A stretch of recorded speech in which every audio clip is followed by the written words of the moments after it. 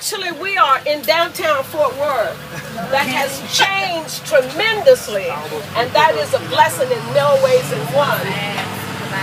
And we're going to hopefully pass two of the historic African American churches that are on the National Register.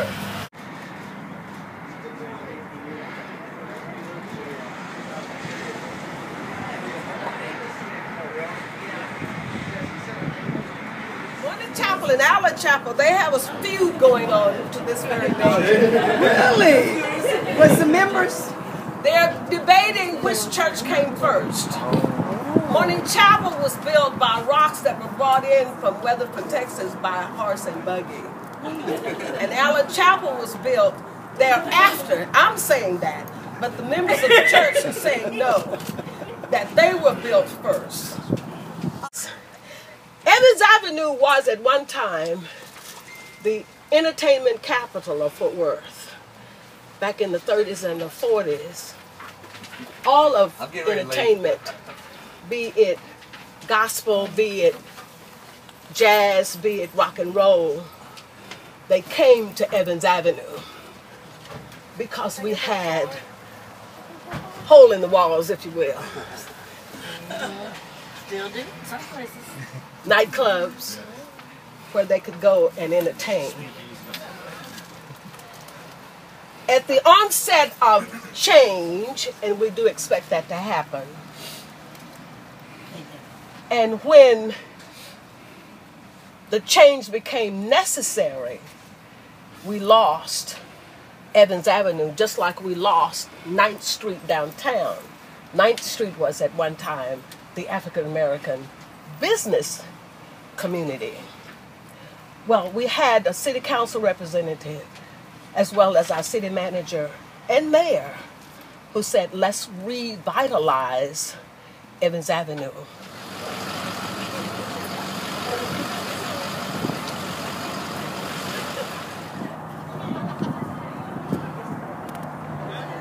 Evans Avenue Plaza. Okay, ready? All right. And it was done in memory of Evans Avenue being the entertainment for everybody that came into the area. And the city's vision was to be able to use this again in that same den. So that this would be the amphitheater, if you will, and that would be the seating over there for entertainment to take place here. And so since nobody does that on a regular basis, the Harambe Festival is held here every October. So we're able to utilize the whole block. Now they're going away. They didn't want me to talk about Miss U.S. Smith. You remember Miss U.S. Mrs. Dickerson was trained as being the first black woman to give us the iron for our hair. Really? Really nice. Oh, thank you, sister. Yeah. Roger Hughes? Hughes, okay. Roger Hughes, you've heard that name before. Oh, absolutely. Okay. Barbecue.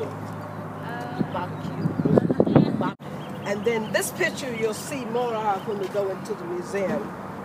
Oh, he was a millionaire? He was the first black millionaire here in the city of Fort Worth. Oh. They call him Gooseneck, and I don't know to this day why.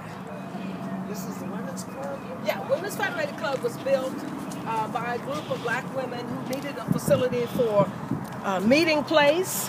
And yes, they built this one here, and I'm not for sure of when, but it's still managed by the historic Terrell Heights. This street housed our professors, our doctors, our lawyers, our Indian chiefs. And certainly for me, I really hate to see it go down. But I'm hoping that the city of Fort Worth will continue to help improve it. Take a good look at this ranch house, and I'm going to tell you about that when we get into the museum. There's a picture of the young man that owned that lot, and the mansion directly under his picture was there on that corner. That's cool. And when he married the third wife, she tore the mansion down and built a ranch house in there now. Wow. This building that he owned downtown, across the street from where Mount Gilead is now. his bank was on 9th Street. The story is that many times he was able to help save some of our other banks because of his tenacity as well as his business sense. Bill McDonald is in history because we're very proud of the facility that we have here. Mrs. Rolla bought this place from Dr. Ransom Estate, and she borrowed the money, $4,000, from her husband. We don't know to this day if she paid it back. But when she died in '91, we had the gall to close this house for 2 years. And we asked the city to help us restore it. That's the reason why I love Fort Worth. No, you don't get what you want, but you got to ask. That's the only way you're going to get what you want. It makes me feel wonderful. It makes me take pride as a young adult, trying to figure out exactly where I want to live, where I want to build a life. Having a city with history and as much cultural relevance as Fort Worth is extremely important in making that decision. And the tour has really validated me wanting to build a life in Fort Worth pretty much. I have an opportunity to always talk about the history of African Americans in the city because it's not in the books. And I'm thankful to Ruby Carey and Barbara Sanders and persons like that who don't have a problem with putting together our history and putting it in book form. And so I look forward every year when TCC calls to have the opportunity to share what little knowledge I have about our history.